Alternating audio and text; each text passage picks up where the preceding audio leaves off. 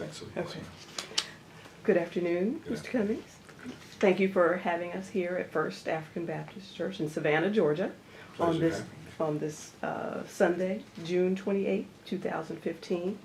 I'm Dr. Rayshanice Candy Tate. I'm with the Atlanta branch of ASALH, the Association for the Study of African American Life and History, and this is part of our Veterans History Project. So I'd love to get us started with when and where were you born? I was born in 1960, December 23rd of that year, in West Palm Beach, Florida.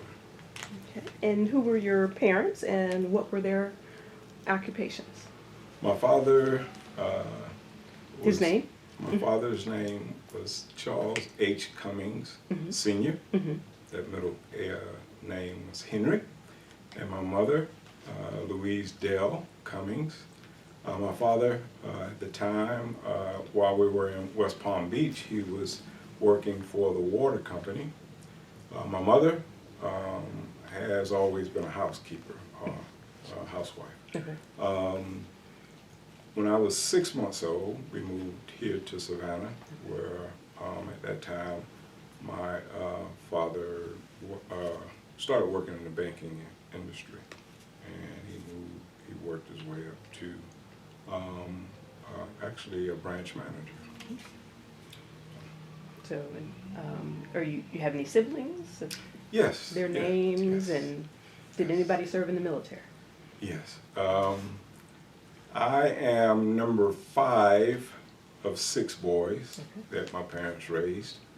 Oldest, if I can name them, I always like to give my brothers honor. Hector was the oldest. Charles Jr., Robert, which also served in the Army, Okay. Emmett, and my youngest brother George. Great. Your mom survived 6 boys. What's your dad in Yes, well, in the house? if you can believe it, my mom is 4'11", and all of my brothers are much taller. But coming up, my mom was the giant in the house, so she laid the law down. I believe it. Yes. And tell us what you were doing before you entered the service. Well, I graduated in 1979 from Windsor Forest High School here in Savannah, Georgia. I played sports, mainly football, and I actually got a grant and aid to play football out in California, Portersville. At the same time, I met my high school sweetheart, and through several I guess bad choices at the time, we started a family. And while I was out in California, it was a decision that I had to make. So I made the first manly decision without having anybody to tell me that I needed to do that. So I came back home, and that was the beginning of my military experience. I talked with a couple of people as far as what branch of service to go into, and the Army overall was the best choice for me, I believe. So that basically how I made my choice to come to the military. And so you enlisted, you weren't drafted? No, I wasn't drafted, I enlisted. And what made you choose the Army? Well, I seem to remember going into a couple of recruiting offices right downtown in this area, downtown Savannah. And, well, number one, I knew I didn't want to be a Marine. For some strange reason, one of my neighbors right across the street from me that I grew up under, he was always gone. And I always heard in the back of my mind, Marines are crazy. No disrespect, but I didn't want to be a Marine for some reason. I walked into this Coast Guard recruiting station, and immediately I was turned off by his responses. I asked him several pointed questions, and he didn't give me great answers, so I knew the Coast Guard wasn't where I wanted to be. I spoke with some close family friends about the Army, and they gave me some great answers. Okay. So I immediately leaned toward the Army. So I enlisted in the Army. What was that date? Well, under the delayed entry Okay. program Okay. in December of 1979, I believe it was. And in March of 1980, I'll never forget that date. I should have a tattoo somewhere on my body because me and another high school friend, we actually grew up in church together. We left my mom's driveway, and I can still see my mom standing to the door. That was the day we left for basic training, and she was standing there waving. 3 March 1984, and it was like that was the beginning. Actually, if I'm not a man at this point, I'll never be a man.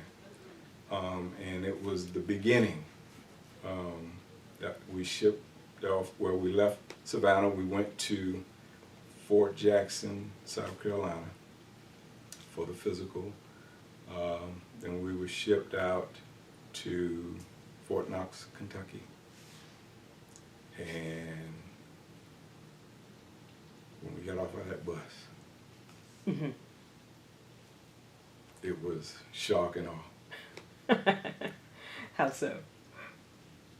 You would think, after a long bus ride, people would greet you. Hey, how are you? Come on in, we're gonna feed you.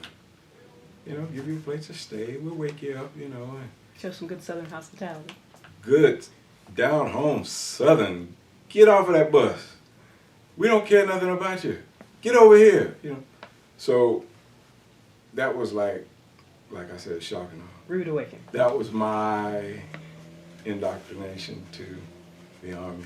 Something that the recruiters didn't tell us about, so, and it came full circle some years later. I'll tell you about that in a few, but it was funny.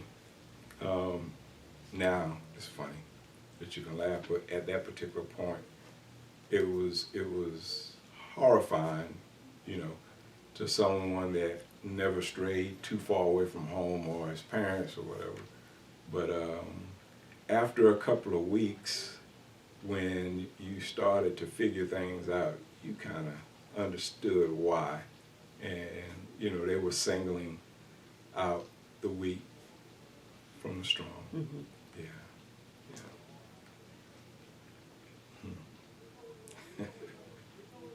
So you shared with us how you left and made it to training camp. What were those early days like? I can remember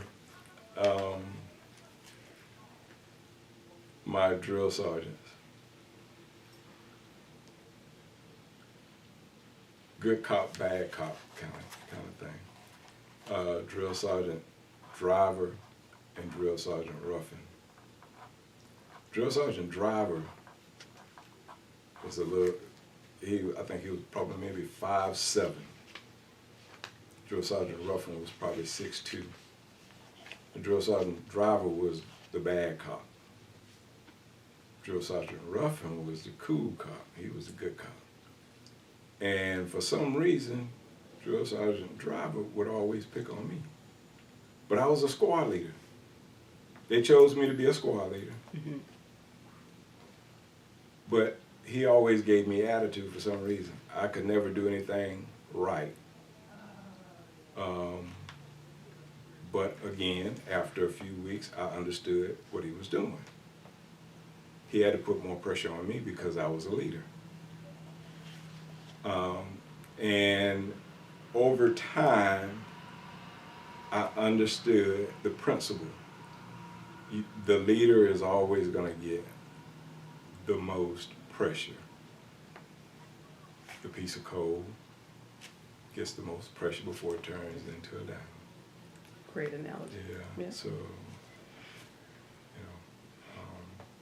So how did you get selected as a squad leader? to tell you the truth, I have no idea.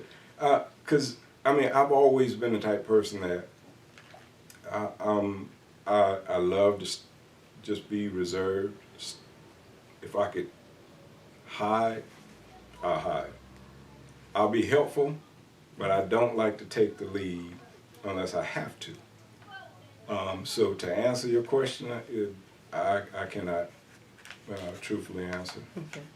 But did you, in this, as we've done some other interviews, people took tests to kind of see where your special training, did that? I don't think that factored in. Not in basic training. I don't think it would. I think what they do, and the reason I can say this now is because, and when I tell you it came full circle, if I could do something rather quick, and again I said I don't like to toot my own horn, but I have to do this to kind of show you something.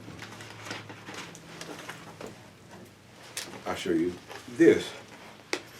It came full circle. Tilted, This way? and tilted towards me a little bit so that we got glare. There.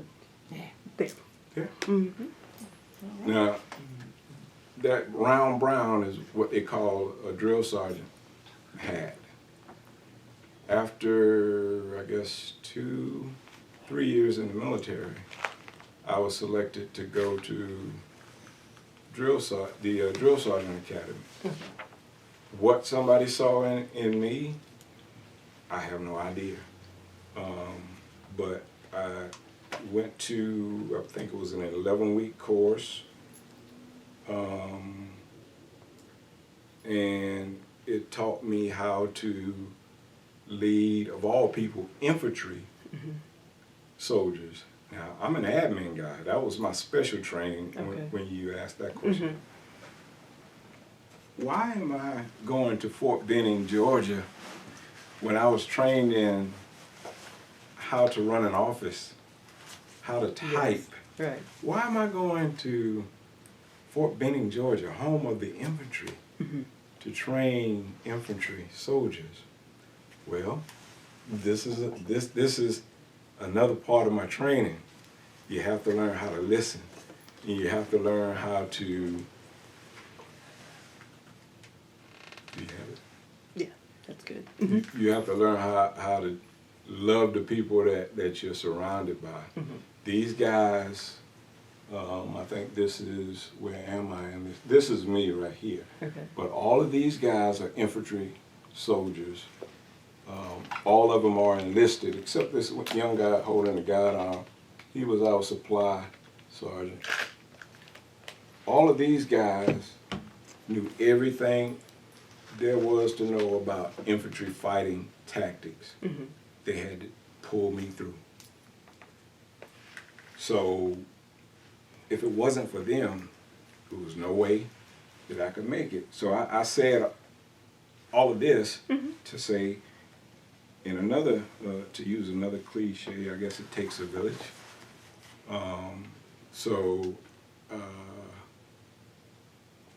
That I don't know. It just takes it takes more than one person to do anything, and that's why I can't take all the credit. I can't. And I know I've heard some of the discussions of part of the basic training is to get the individualism out of the person and work. Is that, Exactly. Did you see some of that? Yes, and that's what, when I was on the trail, that's what we call it, that's one of the first things you do. You have to, like you say, the individualism or the street or whatever behaviors that they've learned. I hate to use the word brainwashing. You have to draw all of that out of them, and then teach them teamwork, cohesion. You have to do all of that, and by the end of that 6 or 8 week time period, you sit back and you watch your polished efforts. You don't have to tell them anything because they already know. It's like clockwork. They know how to do everything. So you watch week 1 when they can't even line up in a formation to week 6, 7, and 8 to when they can do everything that they're supposed to do without you even being there. And it's an awesome feeling, not just for the people who are instructing, but from where that individual has come, and then to see their parents come and see their child, male, female, to see their child, that's an awesome feeling. Become a Grown, man, yeah. an adult. A soldier. Soldier. Yes. So, Fort Jackson, South Carolina, then you made your way to Kentucky. And then when did... Can I tell you one more? Please. They have, when you run PT, Mm-hmm. I don't know where this thought just came from. Misery, agony, heartbreak. Those are hills that you have to run. Okay. And if you've been up in the hills of Kentucky, they seem like they are just like this. Uh-huh. So I just had to throw that in there. Oh. I'm sorry. No, you're fine. And so the squad leader was considered specialized training, or that wouldn't. You just had more responsibility. You were responsible for a group of maybe 6, 8, depending on how big your platoon is. It's divided into whatever is 4 squads in a platoon, maybe 5. So they divided it up evenly, and you were responsible for those men. Okay. Yeah. So, and then the specialized training is, I took that as AIT, Advanced Individual Training. Okay. So that's after your basic training is completed. And if your school date is, available,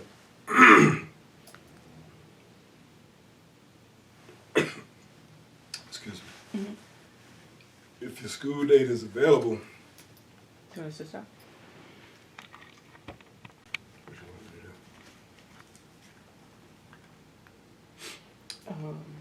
to do? What question did I ask?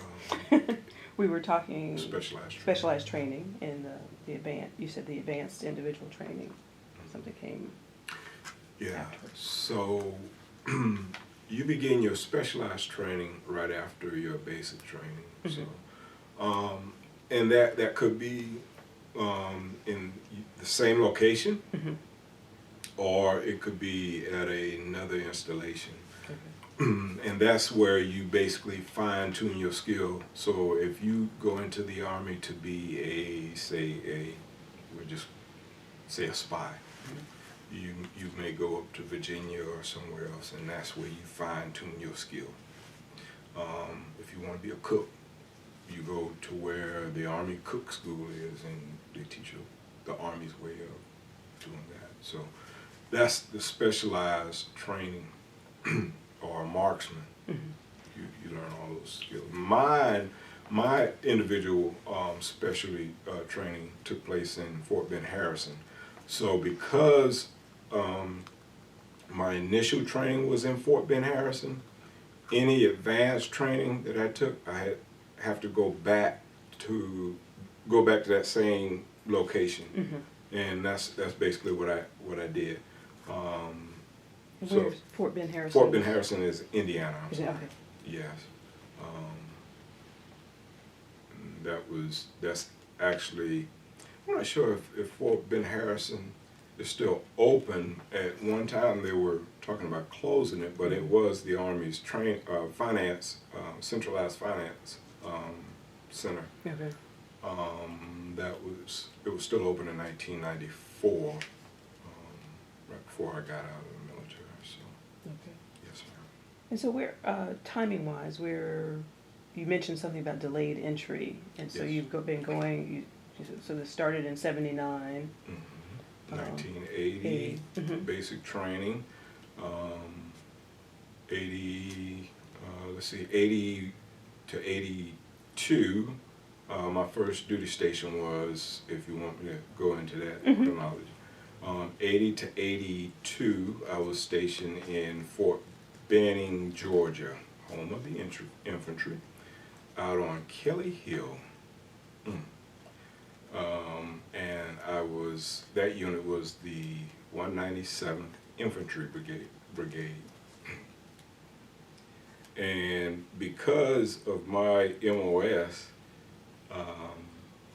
a battalion personnel administrative specialist, I could basically be attached to any unit or be assigned to any unit. I wasn't smart enough to kind of fine tune that MOS where I could kind of go brigade or higher. Your assignments become more plush at that particular time. So I spent 2 years there, and I think from the latter part of 82 to 84, I believe it was, I spent that time in Nuremberg, Germany. And that was the 3rd of the 37th Field Artillery. Another, I call it another rough assignment because that's field artillery, loud noises, and a lot of field maneuvers. When I came back to the States,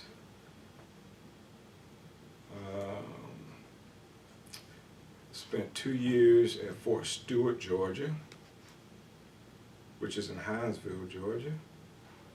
That was the 92nd Engineers. And all these assignments were under my same MOS, which was a 75 Bravo, if that makes any sense. What does that mean? A That's the first time I've heard that. Well, the nomenclature 75 Bravo, it just means you are a PAC clerk. PAC means Personnel Administrative Clerk. Okay. So that location and that unit number was 92nd Engineer Battalion. And speaking of the 92nd Engineer Battalion, I had my first experience, and this will always be with me as well, because you know everybody has like a superhero, and in my lifetime, all my heroes were white: Superman, Batman, all that. This man was my first black superhero, and the first officer, battalion commander that was black, and he was an outstanding commander, an outstanding leader, Colonel Floyd Griffin. Tilted toward, there you go. Floyd Griffin. Yeah, and I understand shortly after his command in Fort Stewart, he made full bird colonel. I don't know what his retiring rank was, but he was an awesome leader. And he moved the battalion farther than what it was. Okay. Awesome guy. So And this was out of Fort Stewart. Fort Stewart, Georgia. Okay. Yeah. So. And so that was 84 to 86? 84 to 86, yes ma'am. You were all right with me. And then from there I went to, that's when I was selected for drill sergeant duty. So from 86 to 88, that was drill sergeant duty. I was on the trail. And I think I've already covered that, most of that. When you say on the trail? On the drill, that's drill sergeant duty. Okay. And so that's kind of like where people are coming in for basic training, or this? Yes. So you were the good cop, bad cop. Yes, that's why I showed you that picture Am there. I following? Yeah. Okay. Yeah, and these guys, my buddies, my comrade in arms. Uh-huh. Yeah. Those were the other cops. Yeah. Okay, I'm getting it. Brown hats. Yeah. All right. That was Gotta my watch out for purpose those. for showing you I that. got it now. All right. Yeah, to tell you that, once they were, I received the treatment, taking it full circle, I had to dish out the same treatment. Right. And I'm just like looking at you and say, this mild manners, sweet smile. You're barking orders at people. Yeah, it was funny. It was funny. Sometimes, I had to tell you some other time, but it was funny at times. We did have times where we could let our guard down, but most of the time, you had to put on that facade. Mm-hmm. But I had some guys that really come back to me, and after their training, I had this one particular guy that it was very difficult for him to do anything. Mm-hmm. Because of his body strength. And I encouraged that fella. I encouraged him. And he finally made it. He graduated. He went to jump airborne school. He became a ranger. And I remember he came back, he found me, mm-hmm. and he thanked me for encouraging him. Mm-hmm. And, of course I had to say, no problem. That's what we're supposed to do. Right. But it made me feel good. Right. To have somebody, because he could have just kept going. He didn't have to do you remember his name? I No. do not Okay. remember his name. I see his face right now, Mm-hmm. but I can't remember his name. But as they say, when you're an instructor, a teacher, it's always nice to have a student come back Yes. and appreciate you. Yes, Yeah. yes, Yeah. I do. Yes. So from there, from Fort Stewart and... Fort Benning, when I left Fort Benning the second time as a drill sergeant, I went back to Germany for 3 years this time, to Stuttgart, Germany. Mm-hmm. That's when I was assigned to the 7th of 159 Aviation Regiment, and under the same assignment as a pack clerk. And while there, that's when we were, that's when the invasion of Kuwait happened. Okay. And we were put on alert, and that's when all the deployments started, and we were deployed to Saudi Arabia. Mm-hmm. So we were deployed out of Germany, and we stayed in country for 6 months. How was that? Not fun. It was not fun at all. Very hard leaving a family. My boys were young, Mm-hmm. Elementary age at the time. Leaving my wife there to fill a void that, I was supposed to be there handling was not fun. Knowing that, not knowing if you're gonna come back home or come back home the same way. Mm-hmm. I didn't come back home the same way. Okay. Physically, people may say, you walk okay. You have your arms, your legs, or whatever, but there's a lot going on that you can't see. Mm-hmm.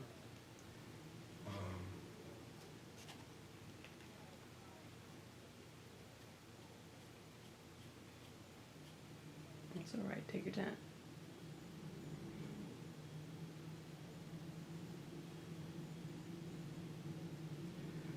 I remember my oldest son's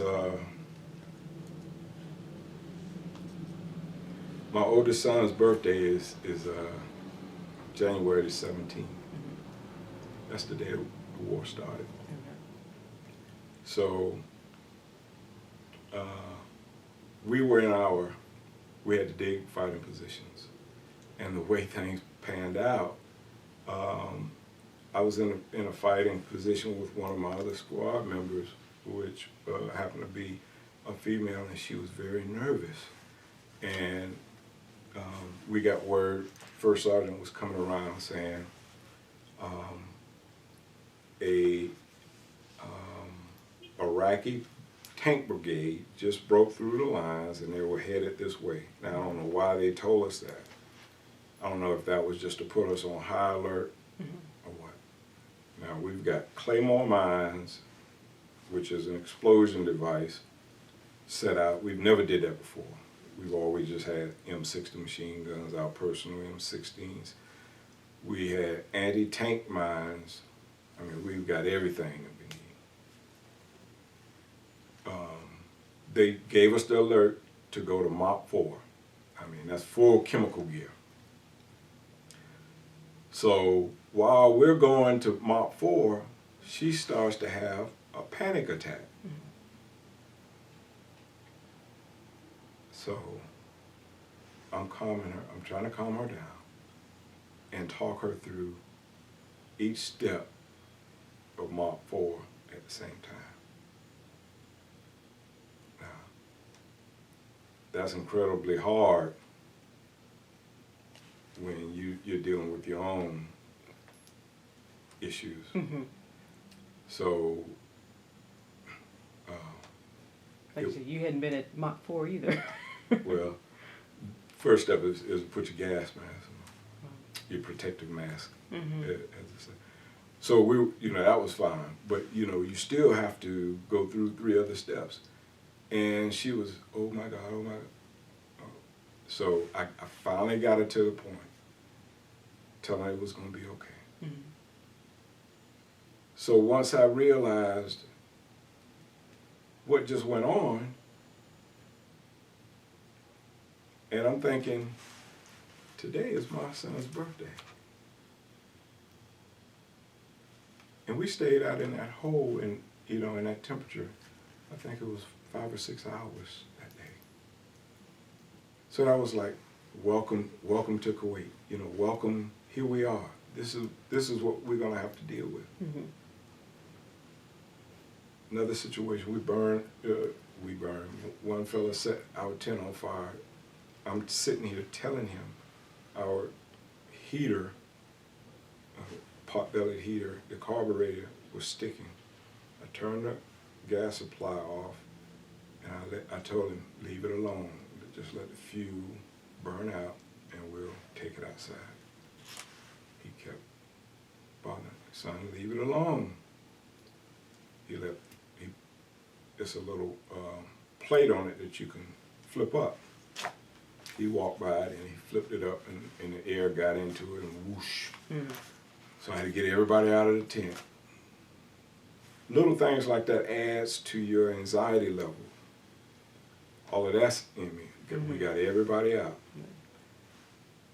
One night about 2, 3 o'clock in the morning, we had a Scud attack. Thank God for the Patriot missile. It was far enough away where nobody got hurt, but you could hear the explosion. The day, I'm quite sure you all remember seeing the images on TV where you could see nothing but black smoke. I remember walking in that, wondering, should I put my mask on? Why isn't anybody saying anything? Right. We're walking through it. I could see the sun burning red through all of that. Right. I'm in it. In a chopper, because we were in an aviation unit, I had the opportunity to fly over the highway of death and see those charred bodies.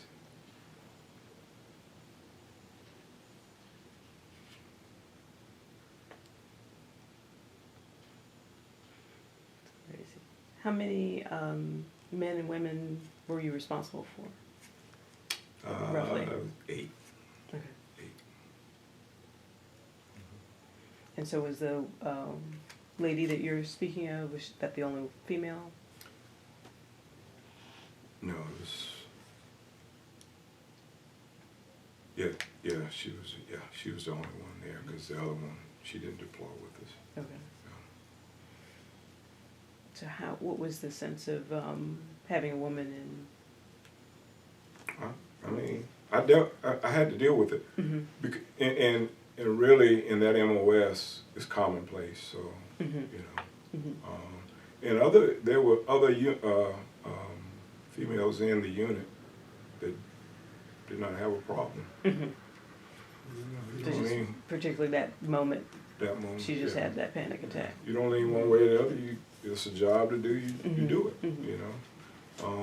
There might be a male that might have a panic attack. Same thing. And there was a young man that we had to take his weapon because he just started acting a little weird. Mm-hmm. We had to take his weapon. Okay.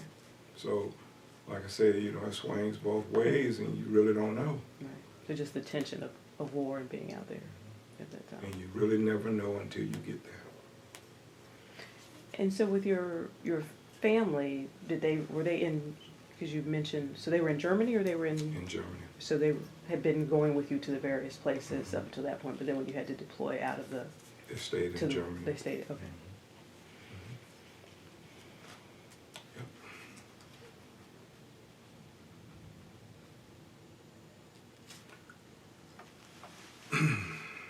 I think, I guess, some of the things some of the lasting effects that I suffer with now, obviously PTSD, Okay.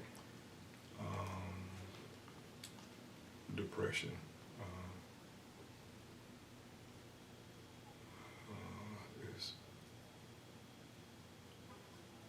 I've had panic attacks, but I just, parts of the PTSD, there are times when I'm very irritable. Quiet spaces like this I love. I can sit in a room like this all day. And my family will tell you, I prefer this as opposed to lights on everywhere, TVs going, phones ringing. So like calm, steady state versus. Yes. And Anytime they tell me they're going on a trip, okay, I'll see you later. Because I know I have this. have a quiet house. A quiet house. And before, I was always ready to go. So, I mean, I understand what they mean by war changes. Yeah. And it affects everybody in different ways, I guess.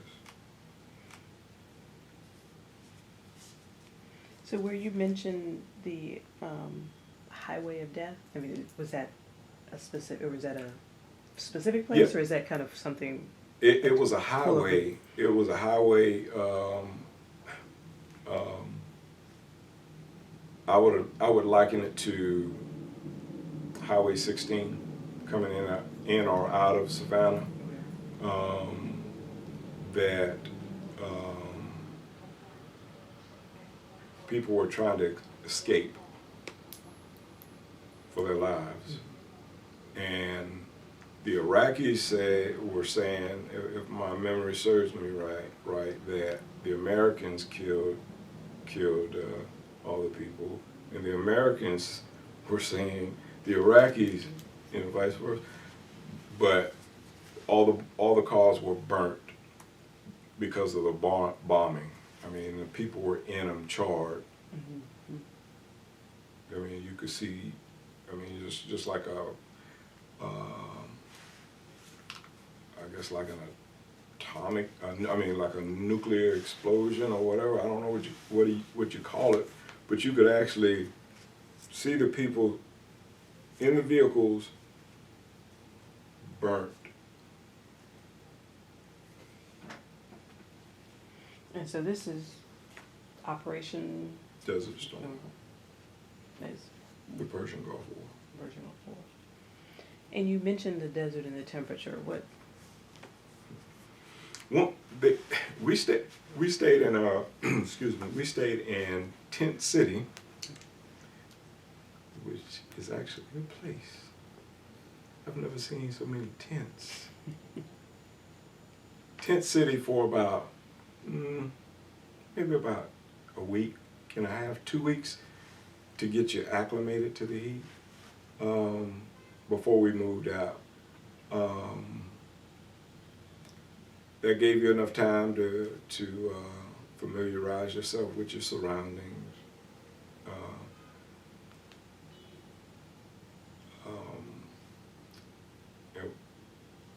Dr.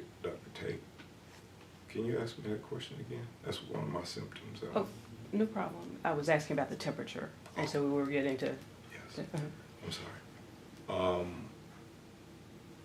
Easily in the lower hundreds during the day, and easily in the teens sometimes at night.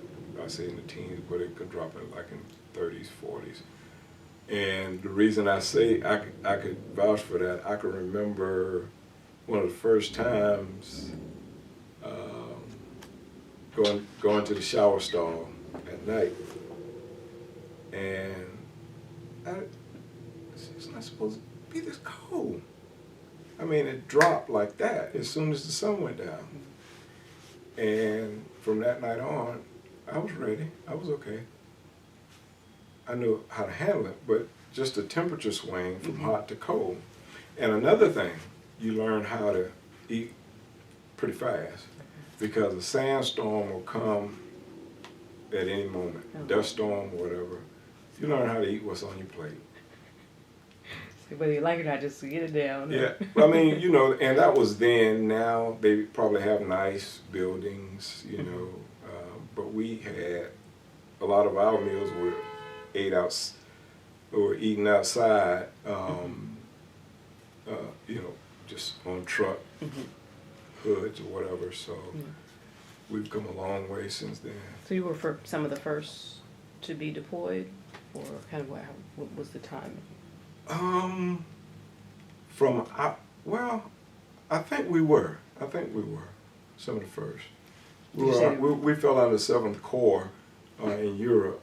Now, I don't know which order, I can't tell you that, but I think we were some of the first, yes.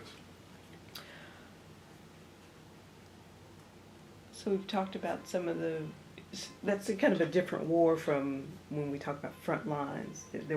Were there front lines as much as trying to putting out bombs and blow them up before they get close enough to you to have face-to-face combat?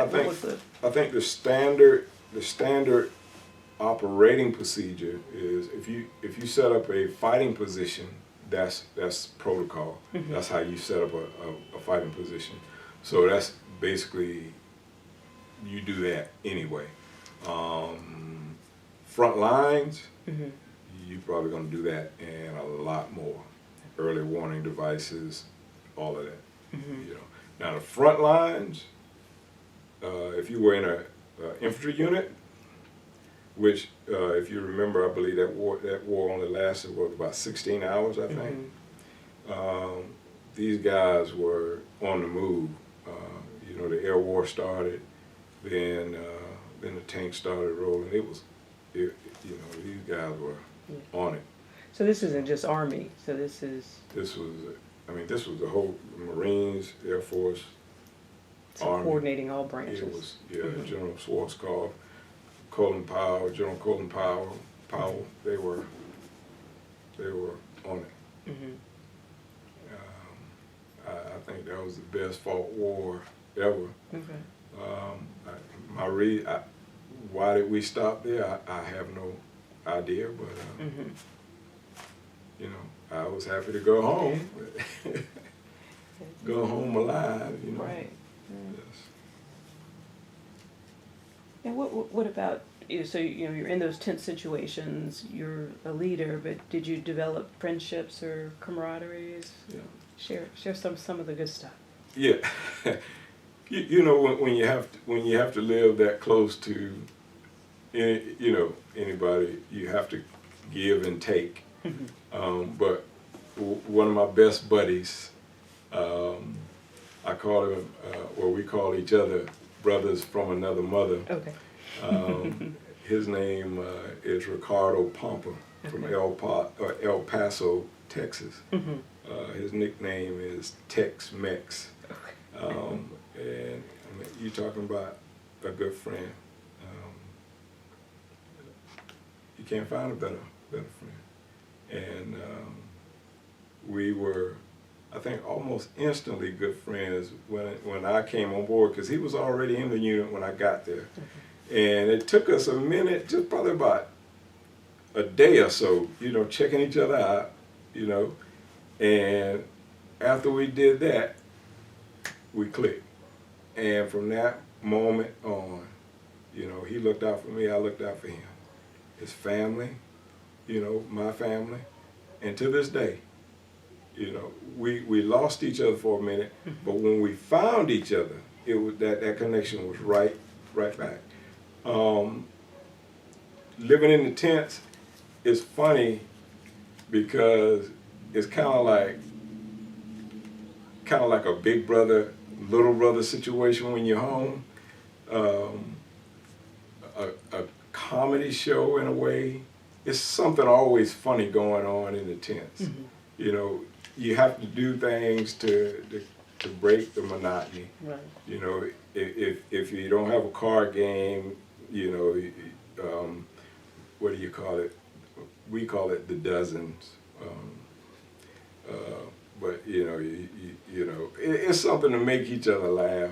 You know, we're working out because he was a big gym rat at that particular time. So we would go after we were released. We would go outside and work out a little bit or whatever. But it was always something different other than burning tents down that we could do. Right. You know, to have fun. So how did you stay in touch with family back home? They had this video greeting method that we as soldiers could do, and on the other end, our families could do. That was one way. The other way, obviously, was the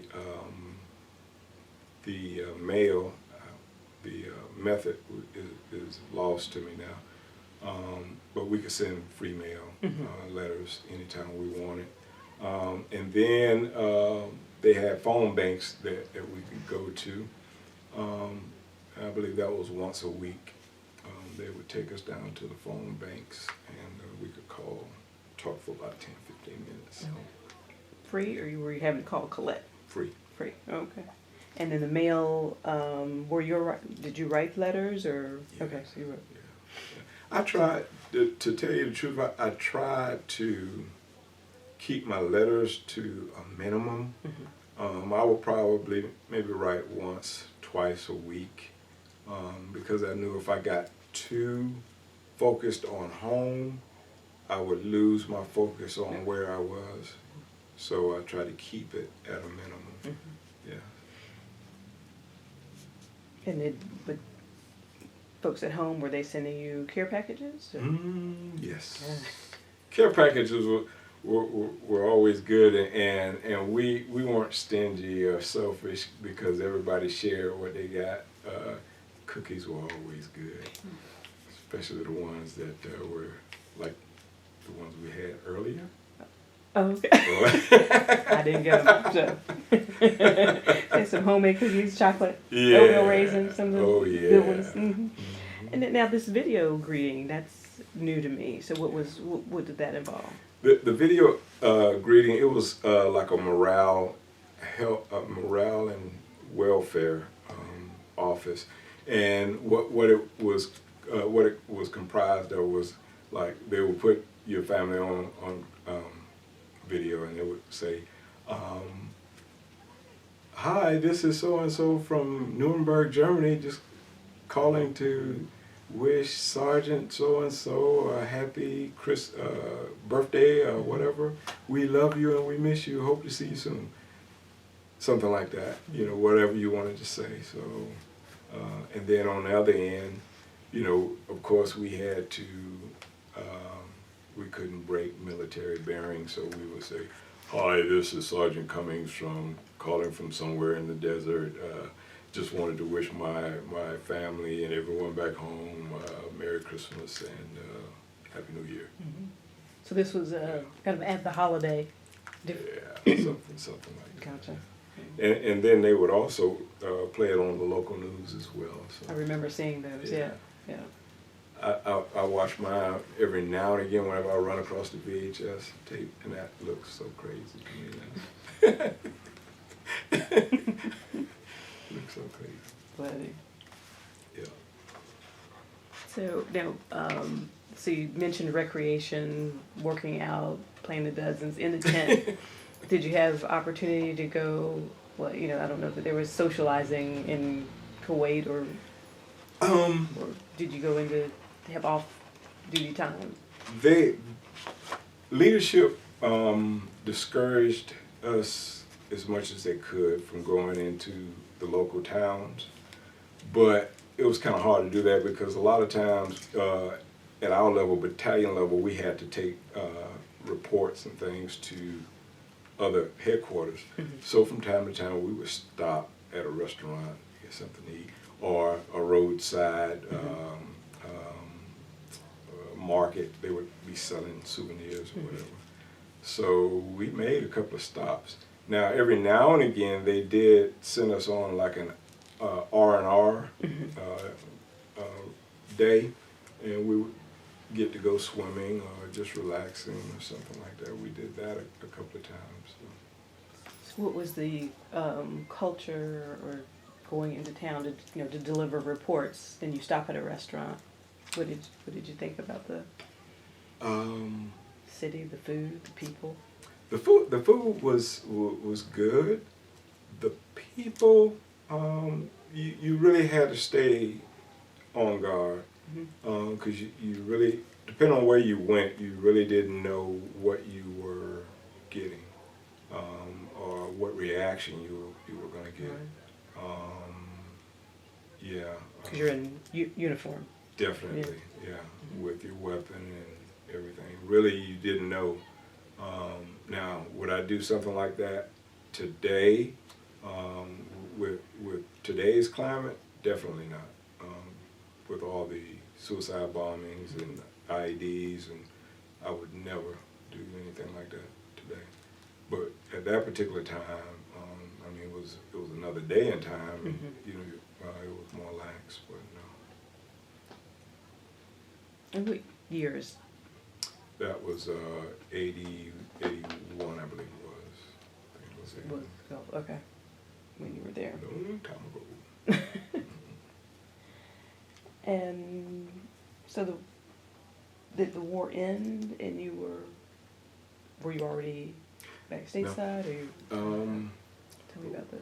The war ended, and I think I put March, but I think it was May before we got back. We were over there 6 months, I believe it was. Mm-hmm. And I can remember as the war started winding down,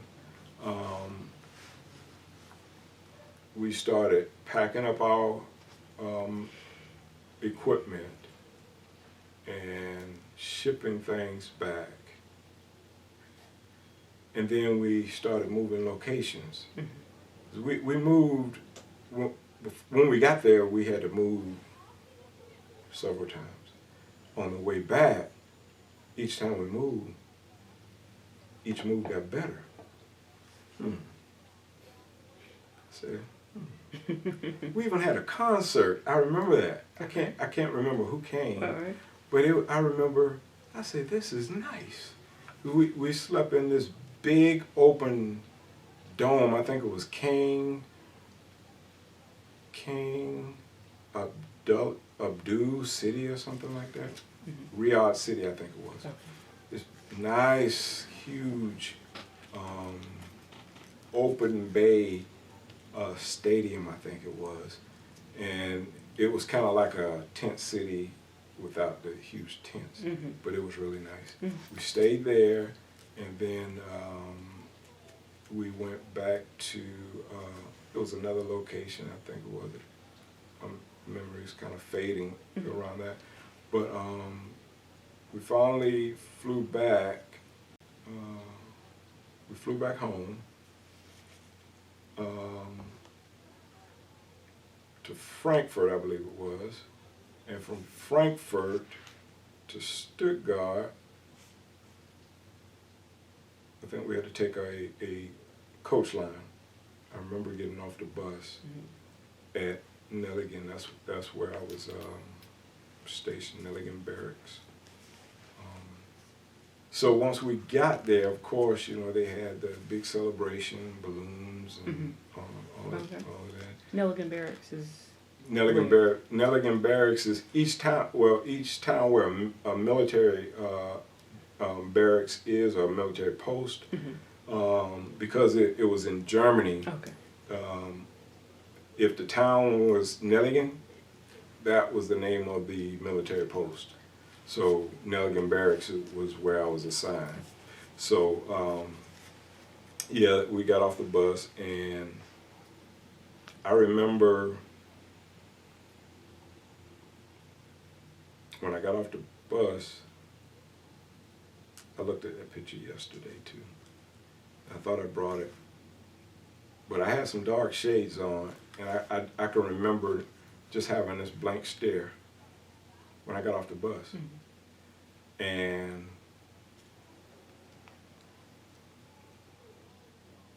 that's basically all I remember.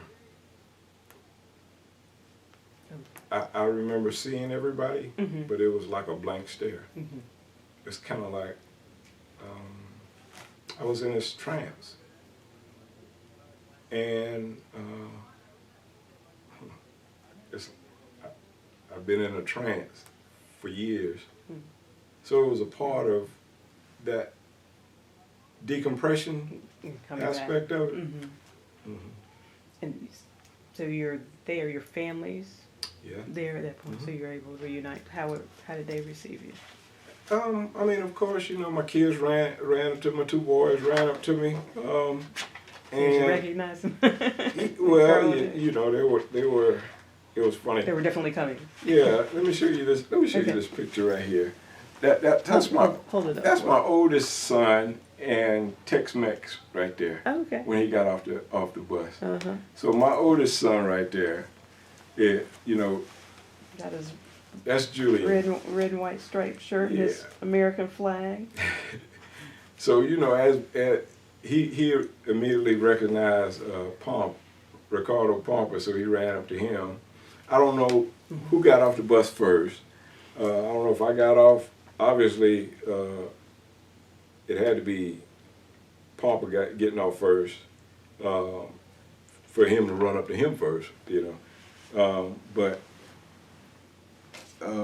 that's just how much, you know, the kids admired him. But I remember seeing them. I remember hugging them. But as far as what was said and what did we do afterwards, everything else is a blur. Everything else is a blur. And then everything else kind of. So then how did you get back from Germany to stateside, or when did what happened to get you? So I think that was 91. I think it was January of 91, I think it was. February of 91. We transitioned back to the States, and I was being reassigned back to Fort Ben Harrison, Indiana, making that loop again. And actually that was my final assignment, because I decided to, some things happened to make me choose to get out of the military. Because I was stationed there, and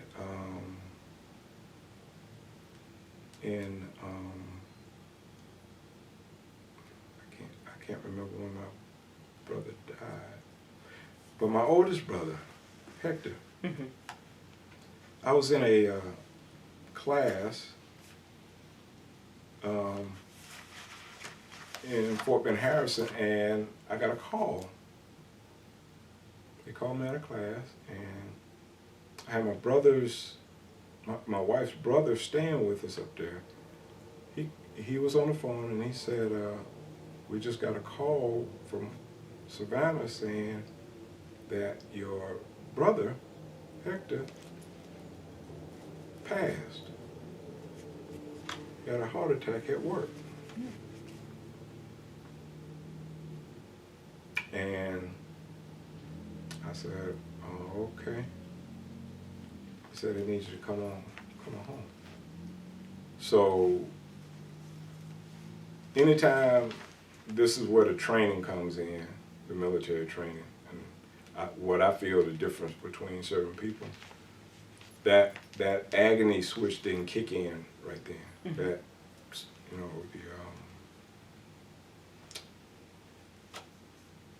the grief. The grief, yeah, it didn't kick in. I went and I told my supervisor, my first sergeant, I let him know, and we arranged to leave. We drove the 13 hours down here, and this is another picture I was looking at yesterday. I got home, and got around family, went through that whole process. And it wasn't until the day of the funeral, family was gonna leave from his house, and the 5 remaining brothers were standing in his front yard, and we agreed. We said, let's take a group picture together, and that's when I broke down. The reason I broke down was before I left Savannah to go to Fort Bend Harrison, we were all, the 6 of us were standing in his backyard, and we took a picture. Now that wasn't even a year prior to. And my mind immediately went back to that day, and I couldn't hold it any longer. So it's like, you know, you try to be strong for everybody else. And that was like, for me, that was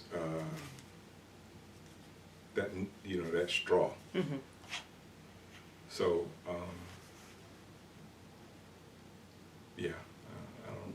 And so you went back and just said you didn't want to. I went back. That incident, I went back home. I went back to Fort Bend Harrison, and it was a Sunday morning. Mm-hmm.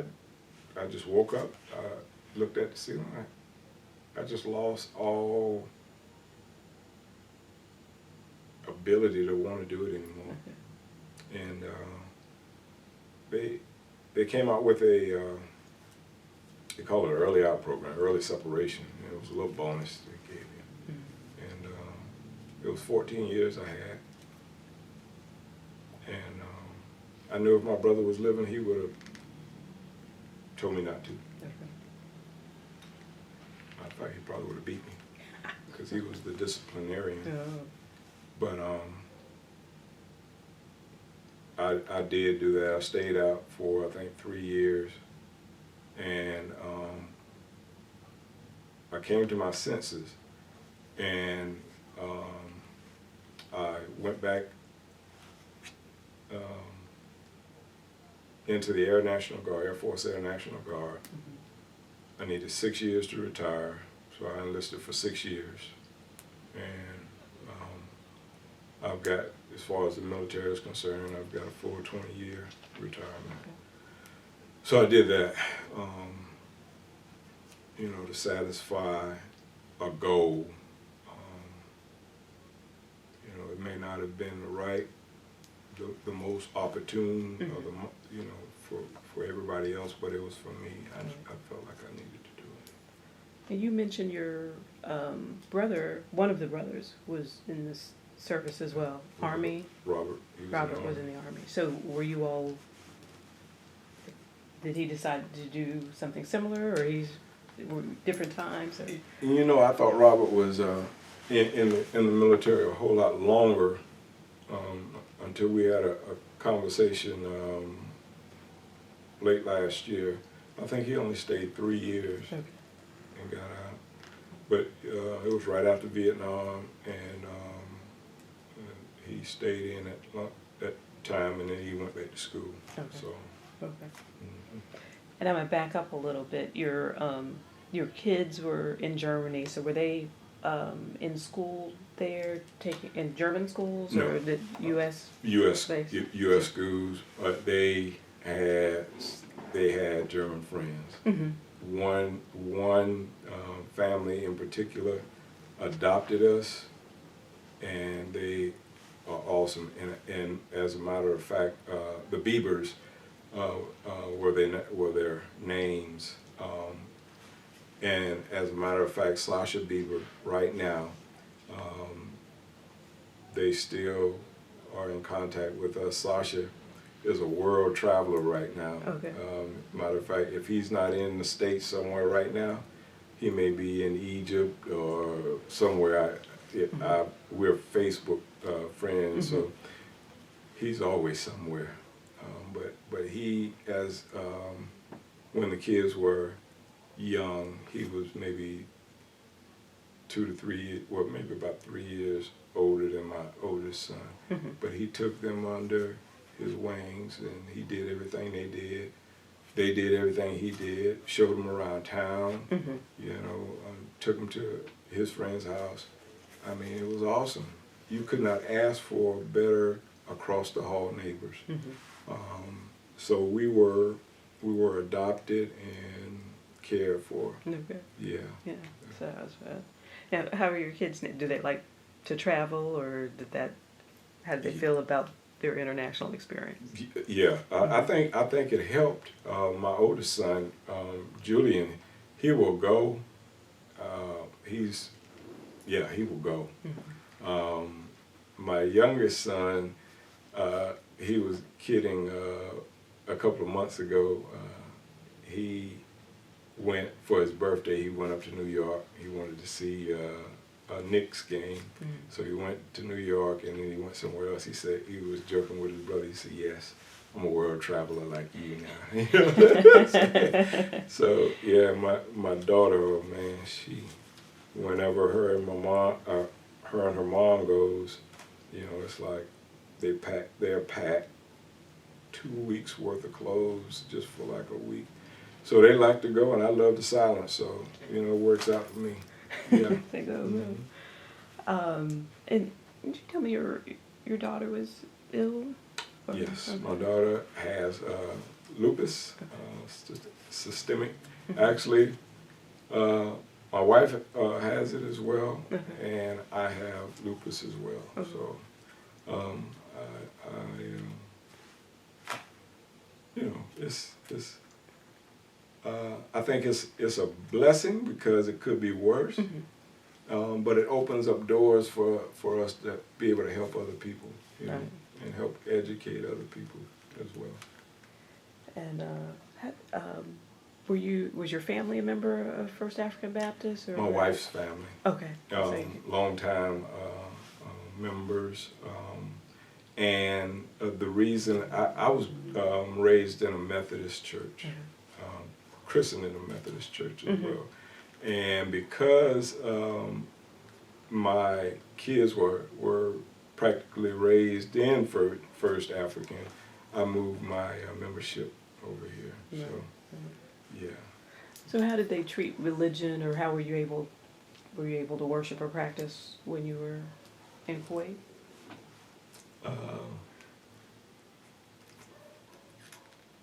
Yes. I think as long as you were respectful of theirs. Okay. And I guess, so I heard the video for Christmas, so there was some, how was Christmas treated? Well, you know, we did everything in our perimeter. So we were able to worship we didn't do anything to disrespect their customs and their religion. So it was not a problem. And I'm going to jump back in time. Again, we asked you about women working with you. Did you have experiences, or can you share with us this don't ask, don't tell policy? Were you having to manage those situations as well? No. And don't ask, don't tell. That was actually after me, so it really wasn't a problem. And if I had to deal with it, I mean, it wouldn't have been a problem. Okay. Because I think everybody should have the opportunity to serve without having that cloud over their head. I mean, it's their right. Correct. I am getting close to the end. I asked, did I ask you so do you stay in touch with Tex-Mex? Yes. Okay. Yes. So getting back to staying in touch with the fellow comrades that you've had there. It was Anyone one else? other fella, Kenny Lovett, from I believe Durham, North Carolina. I think Durham or Charlotte. I hadn't spoken to him in a couple of years, but just those two. Okay. But hadn't been able to contact anybody else. Now, are you involved in any veterans organizations? Yes, I'm affiliated with Disabled American Vets. What is that? That is actually a veterans organization that represents veterans, and they do an outstanding job.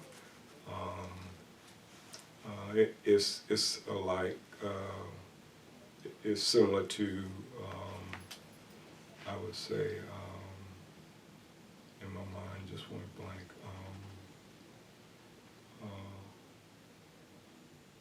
The American Legion, I guess, or some of the other organizations, but they represent and they support the veterans who have participated in wars and conflicts. And the reason I joined, because I needed someone that was gonna go to bat for me. Right. I did some research, and based on my research, it was the best. And they are pretty easy to find, right up the street from my location, and I can get in contact with the service rep when I need them. So that was my reason for joining. Right. And you've been so helpful with us in the Savannah vet interviews with connecting us with members of the church. So is there a veterans ministry in the church? You know, it's not, but as I learned about your program, I thought, what if, how can we start a program that can support, because we do have more veterans in our congregation. I would imagine.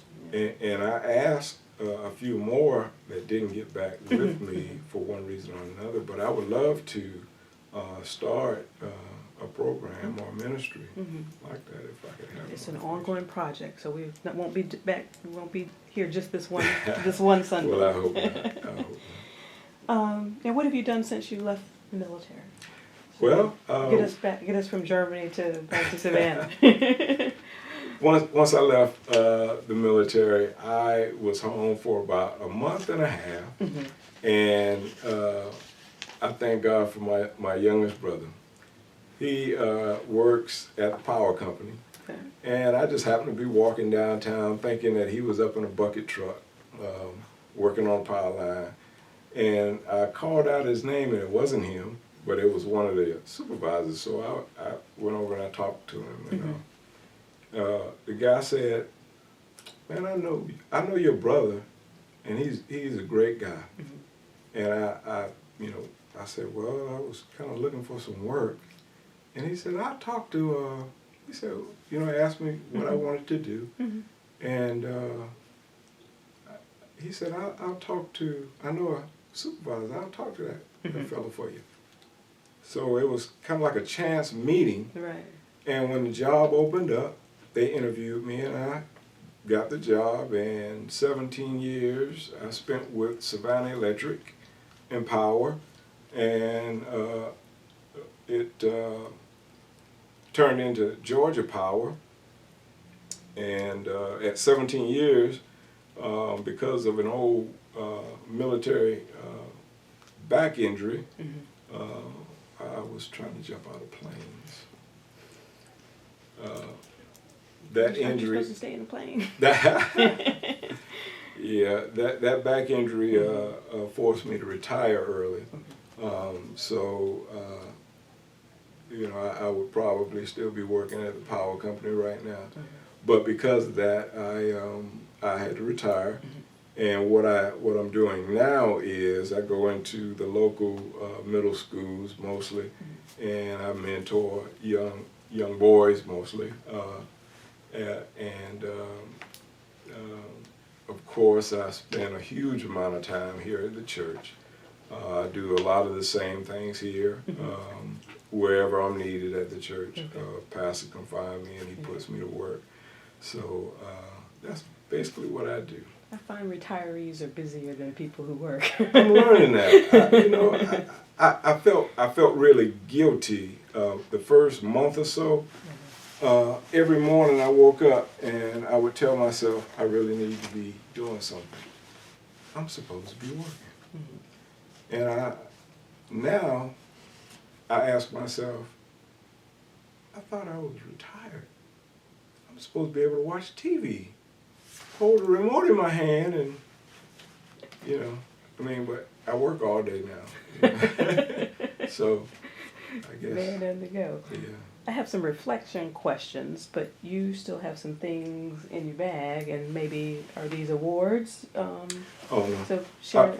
Rather quickly, I didn't want to leave off of our military part. So. Yeah, I was just gonna. This was my Kuwaiti award that the king of Saudi Arabia awarded every U.S. military soldier. He gave one of these, and it's supposed to be solid gold and silver. That's what I was told. But I haven't had it. Okay. I hadn't had it tested. But it's just.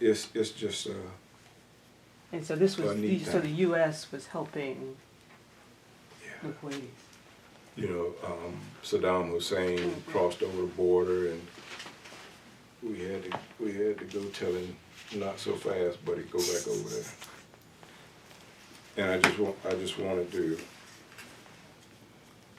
do something else too, because every time I meet a Vietnam vet, I always have to thank them, because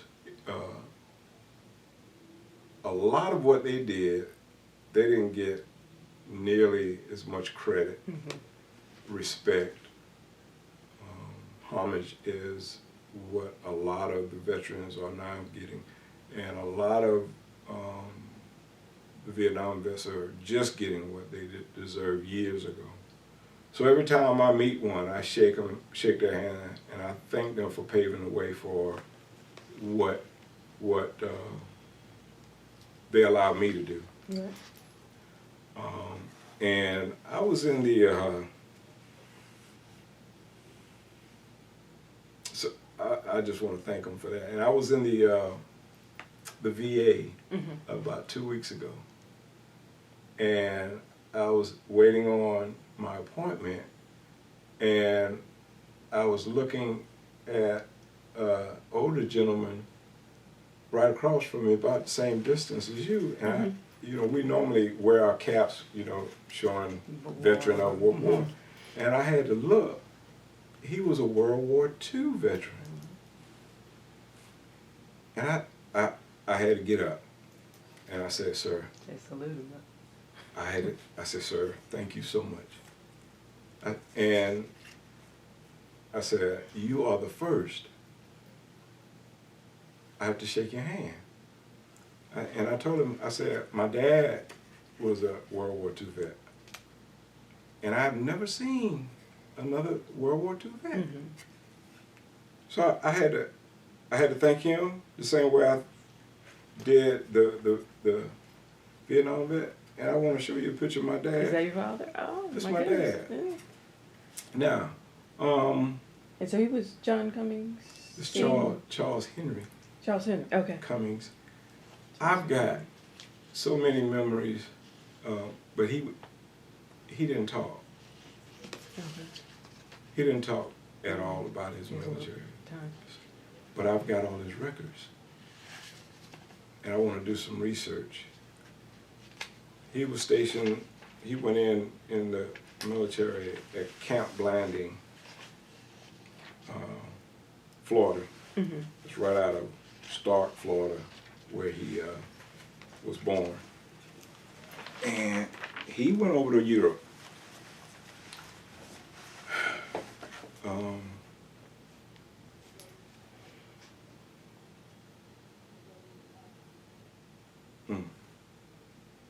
So it's so much about him, that I think about why he used to do, why he didn't do some of the things that he should have done. And I think now, knowing what I go through, if I would have got on board, because I fought my ailments, my sickness for about 10 years. And it wasn't until 2010 before I sought out treatment. Okay.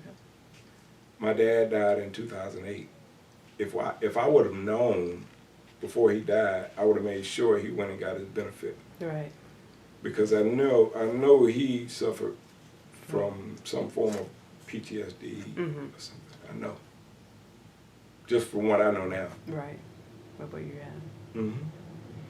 Years of it. I mean, so it's just when you know better, you do better.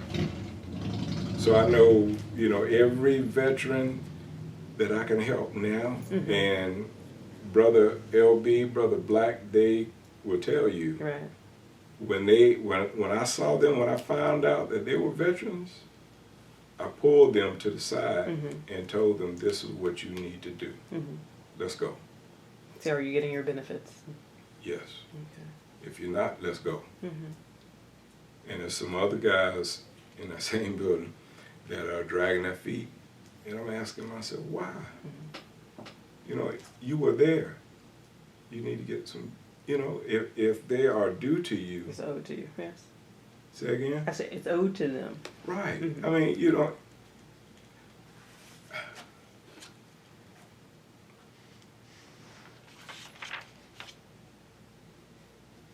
I'm not talking about somebody that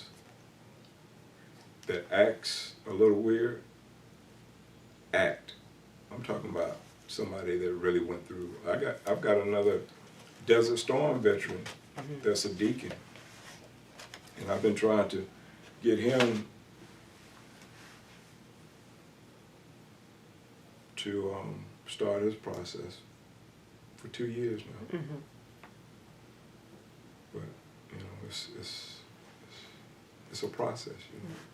I think until you figure out what you want to do, it's nothing I can do. Right. You have to Right. you have to slow down. I was trying to see how I want to ask this. It was do you have a sense of why there's this resistance to getting help? Or maybe you could just speak for I don't know if there was resistance or what was your time. Did you didn't know about it, or there are those now you've told this person but they're still not Getting home. Well, I'll tell you, me personally, I was in denial for a long time. I kept saying it was nothing wrong with me. Now that I know what's wrong, I can look back and I can see all the difficulty I had at that Georgia Power Savannah Electric job. All the conflicts that I had on that job was due to the PTSD. Now, the situation with my brother over there in the initiation of his cases, one of them is his records. They can't locate his records, and he's kind of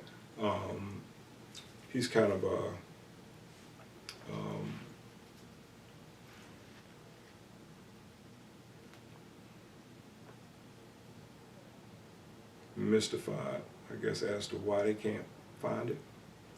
I mean, he retired in the military. His record should be in St. Louis somewhere. So he's tired of going back and forth with them on that. It shouldn't be that hard to find. But I mean, I'm constantly, badgering him. Go, man. Let's do it. Let's do it.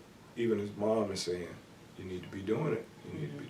So I'm hoping that if I can pin him down long enough, because he's one of those guys that he's always working, but these are one of the things, if you just sit down long enough, put the paperwork in, let it work for you. Yeah. And I'm just trying to get it to a point where it'll work for you, work for him. Right. Okay. I'm sorry for talking you all. No. I'm the one that keeps it. Deborah Charlie, come on. She's asking too many questions. But to wrap up, some of the closing reflections on this, I would love to hear. How did the wartime experience affect your life?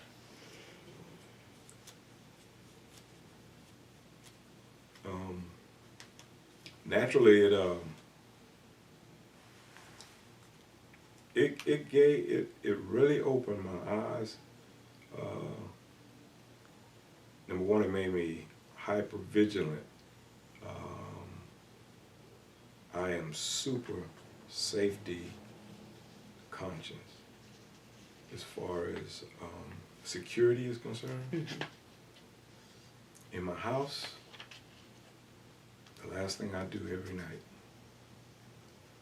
I gotta make sure everything is locked up.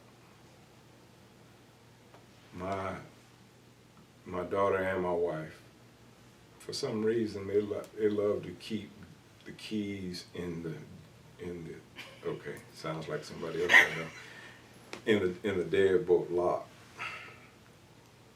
Sometimes they'll leave the keys in the deadbolt lock and leave the door unlocked. Just invite everybody in. Come on. Sometimes they'll leave their cars unlocked. And I'm just not that type. And it's all triggered from that experience. I have the mindset at any moment somebody can, so it's like I'm always ready.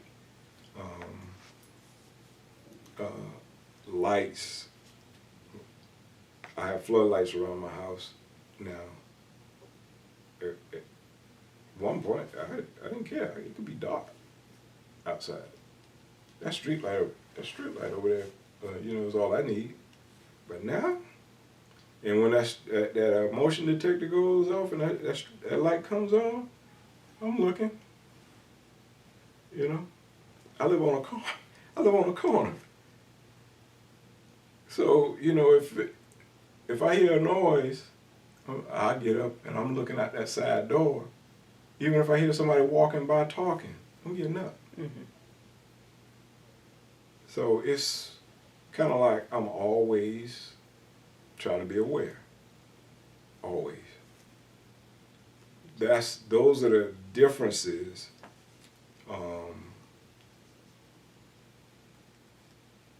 With me, I mean, there are some other medical issues, but those, that's the one that stands out the most. Main things. And some of the life lessons you learned from the military service? Teamwork makes the dream work. Okay.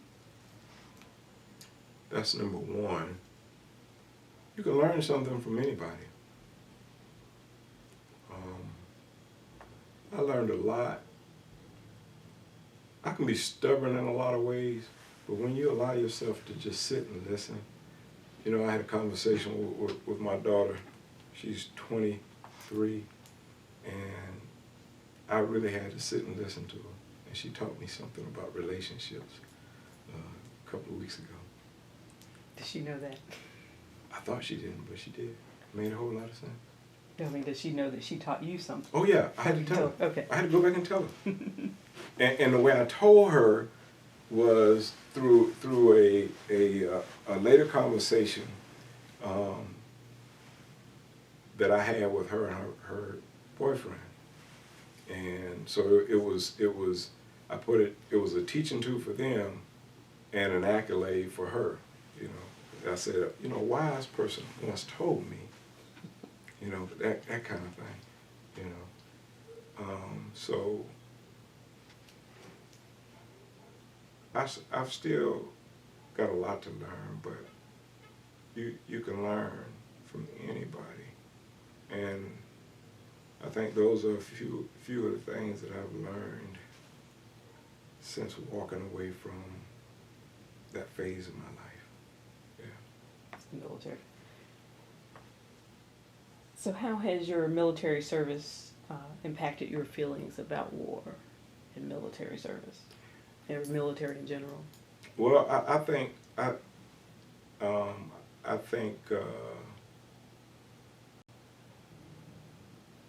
we have to have a strong military.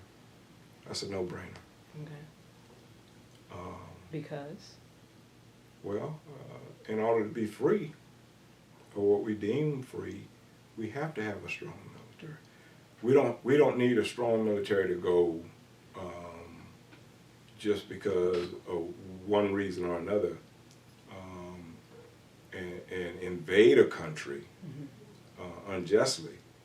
But to defend our country, that's my reason for having a strong military, to maintain our freedom. Okay. So then feelings about war. My feeling about war?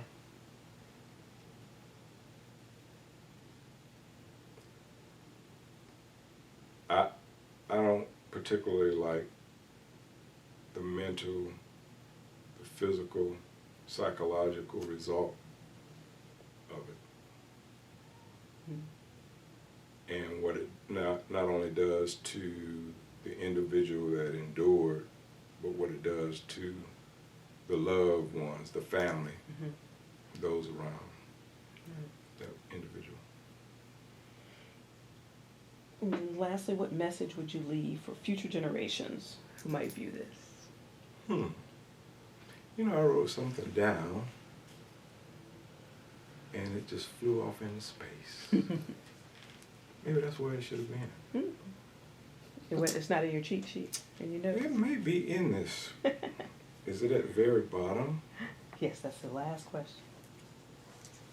I was going to put this in a time capsule somewhere. Let's see. What future? For those middle school boys that you mentor, what would you tell them?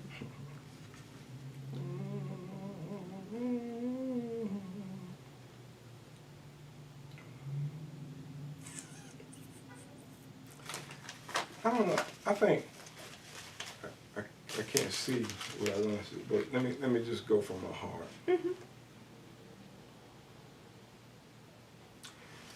I think for anyone to be great, to do something or to do anything to inspire, to build something that's never ever been built. You have to do something that, first of all, makes you uncomfortable, and then to make others uncomfortable for the right reasons, not the wrong reasons. Because the end result will be good. I need to put a disclaimer. If you ask God for his permission first.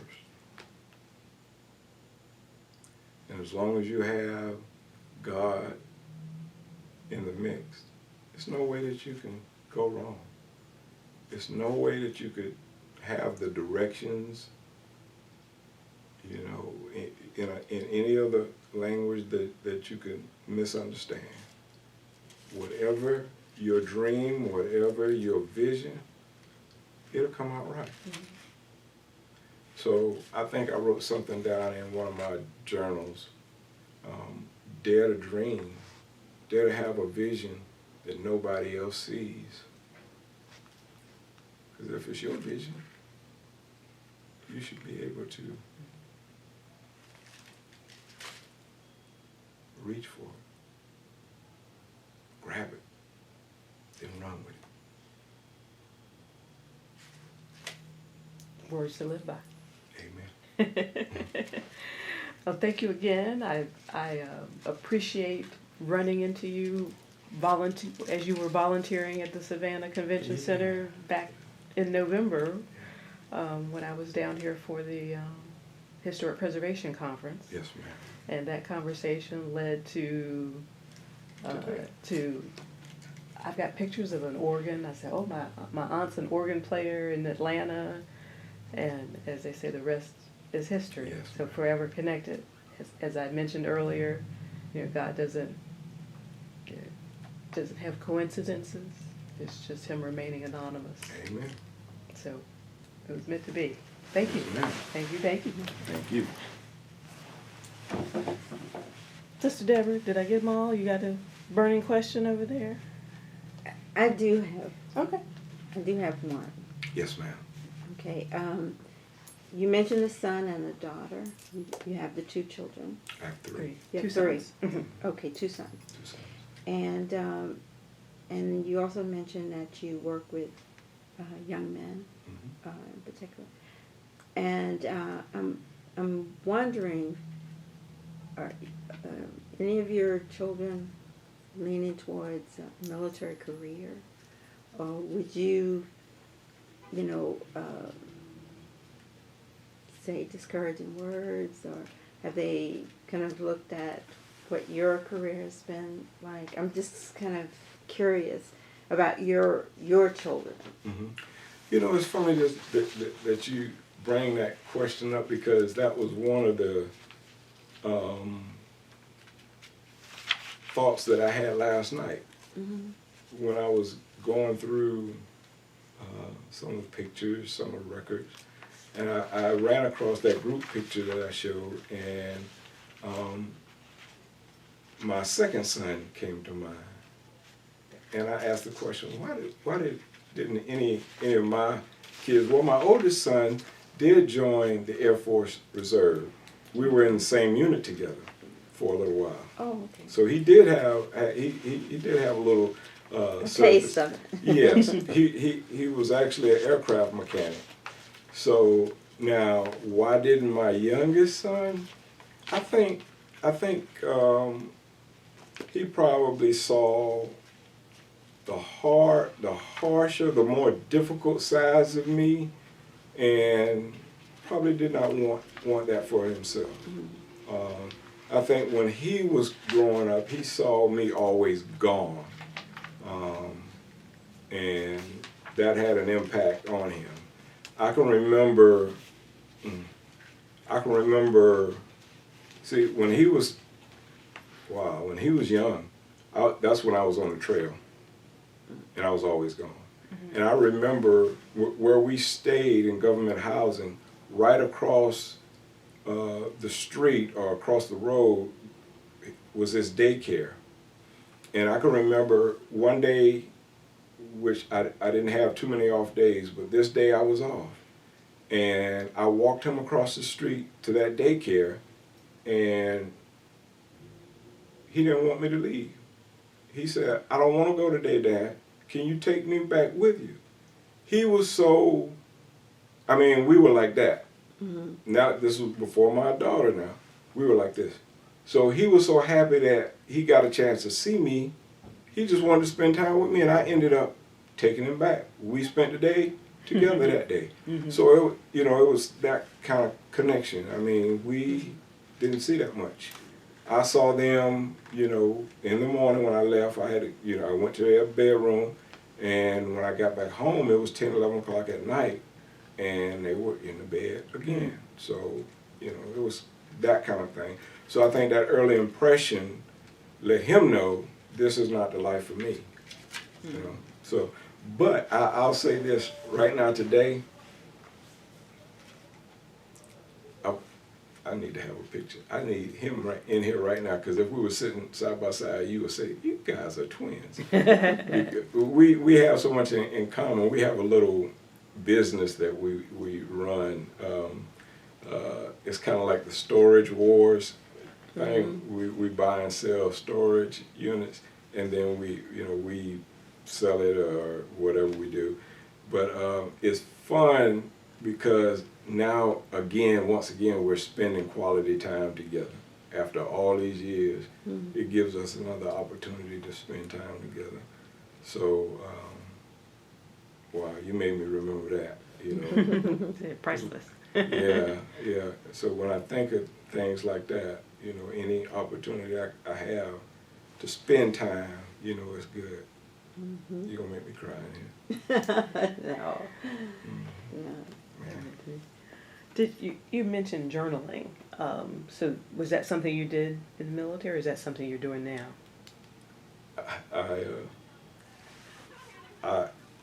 I'm the world's worst journal. I could do it for a week and stop. But I try to be creative in my thoughts, and I can sit and come up with something, and I just start writing.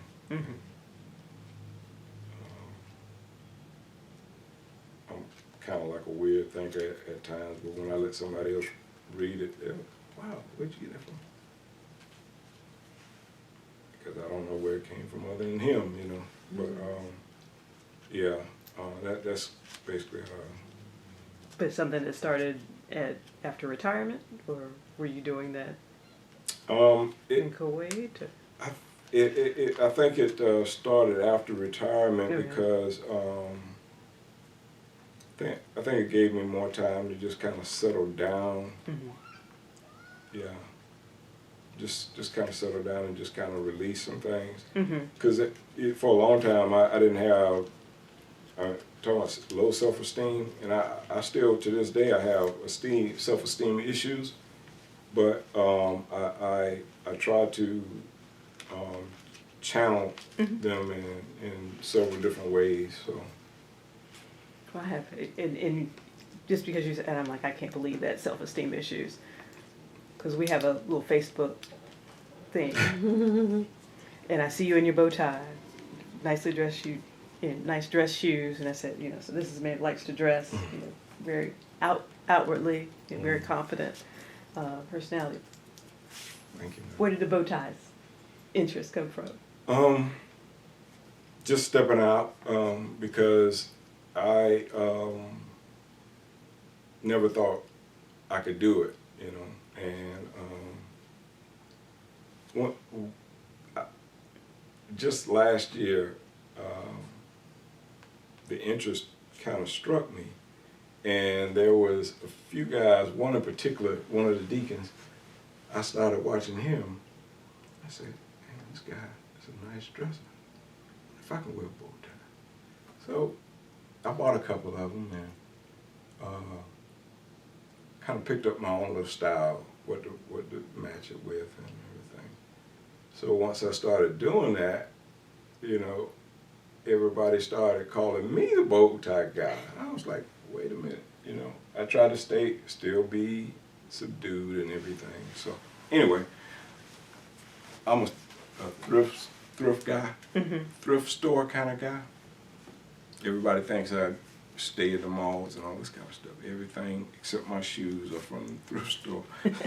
So anyway, this is my hobby now. You know, I love searching for treasures, and my creative thing is when I find something on Saturday night, it's like a game. Okay, what am I going to do for Sunday? And my suit, okay, A, B is the tie, C is the shirt, and it falls in. Put it together. I hope it falls in. So that's how I do things. I just wish I would have wore a blue shirt today. A blue shirt. Fine. Now if we get these young men to pull up their pants and. I'm working on that. I am working on that. I had a, ma'am. Good. Yeah. Say we pray for you. I had a guy, one of the young guys in church today, and several things that me personally I'm working on with him. But one of the things is he thinks just because this is what he came to me with today. I wanted to ask you. July the 4th is coming up, and I need some new clothes. And I said, wait a minute right there. I said, you need some new clothes just because July the 4th is coming around? Yeah, like some red, white, and blue stuff. I said, hold up, man. I said, tell me, what makes the man? Is it the clothes you wear? Or what? Tell me what makes the man. So he said, me? I said, thank you. I said, I'm glad you close enough. So I explained to him, I said, do you think I have enough money to take you somewhere to buy you clothes? I said, look at me. Everything that I have on is from a thrift store. Everything. I don't have money to take you to the mall, and I know how you like to dress. I said, if I take you to a thrift store, and I've done it for several of those young kids in there, I'm bringing them stuff all the time. Gave one young lady in there a coat and a pair of Jordans today. And she came back and hugged me. That's the thing I like, when they remember to say thank you. All right, so I said, look, this is what I want you to do. I said, I'm going to take you in the store. I said, I want you to call me first. So I'm going to take you in the store, my thrift stores, and I'm going to give you a dollar amount. Because I know how finicky you are, I'm going to give you the dollar amount, and I'm going to turn you loose. Because if I buy you something, you're not going to wear it. Oh, okay. I'm waiting on him to call me. If he calls me, I'll take him. If he doesn't call me, because he's very spoiled. His mother spoils him. He wants new, not thrift. Name brand. Everything has to be name brand and all this stuff. So his mom has to buy him all that stuff. Now if I walk into something his size, I'll buy it for him.